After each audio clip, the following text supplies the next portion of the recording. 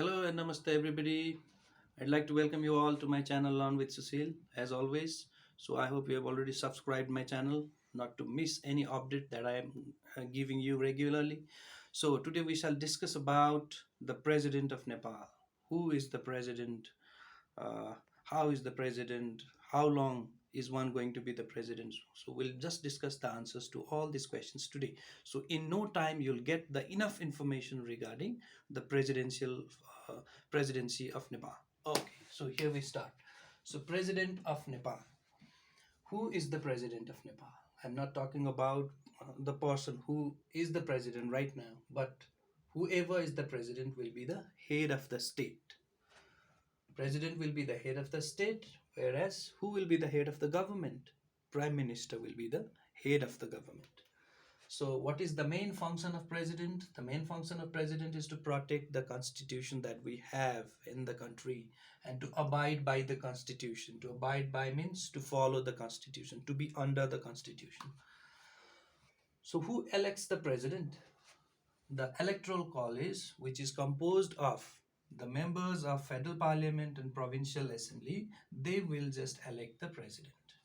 They have their certain voting weight. And how is that voting weight calculated? Let's see, we have a formula here.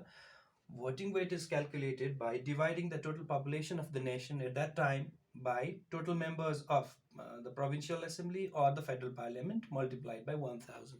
Suppose, so these are the voting weights of a member of federal parliament under electoral college, and this is the weight of a member of a provincial assembly under electoral college. So how have we got this? So to get 79, we have to first, what should we do? We have to substitute this with the total population of Nepal.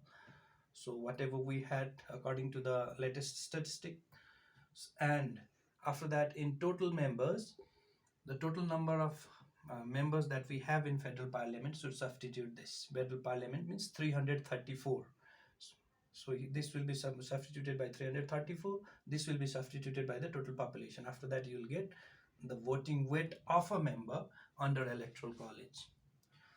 So whoever has the majority, whoever gains the majority or secures the majority in electoral college will become the president, will be elected as the president. But in some cases, two candidates will have equal number of votes. So in that case, they have to be re-voted again, and after re-voting, whoever gets more than 50% of the total votes will be elected as the president. But even then, sometimes they fail to get more than 50% of the vote. In that case, what happens? How do we elect the president? Again, there will be re-voting. Re-voting shall be done. And this time, whoever secures a majority of the total votes valid, okay, how many votes were valid out of the total votes casted? So 50%, 50 more than 50% of those valid votes is to be calculated, and whoever gains that will be the president. So the tenure of the office of president is 5 years. So when one is elected as a president, he will remain or she will remain as a president for 5 years. So that's what we call the term of office. What is the qualification now? Let's see. Qualification for anybody to become a candidate of the president is to be qualified to become a federal parliament. The one who is applying for becoming a president of Nepal has to be qualified enough to become a member of federal parliament as well. Another is at least that person should be 45 years old. That is the minimum age limit. And he or she should not be disqualified by any law. There are so many laws we have existing in the country. That particular candidate should not be disqualified by any of those laws. So this is all about the qualification. But here we have already discussed what is the qualification for anybody to become the member of federal parliament in the previous video under the title Legislature in Nepal, I suppose. So once the president is elected in any way, let's see. So how is the president officially appointed? Officially appointed after taking the oath of office and secrecy. President should take the oath of office and secrecy before whom? Before the Chief Justice. Before the Chief Justice. And there will be Vice President also. after the vice president should also take the oath of office and secrecy before the president. President before the chief justice, vice president before the president. And the one who cannot become the president, let's see, one who is not qualified according to the criteria mentioned. Okay, he or she cannot be understood or taken as a candidate for president.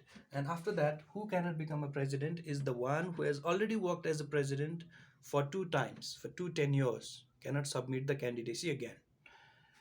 And in the absence of vice president, in the absence of president, vice president has to look after all the activities, all the functions of the president. So this is the short information about the president of Nepal. This will save you a lot of time. You'll find it interesting. So to get more informative, more helpful and advantageous videos, do subscribe my channel. Please do that, honestly. Thank you. See you again.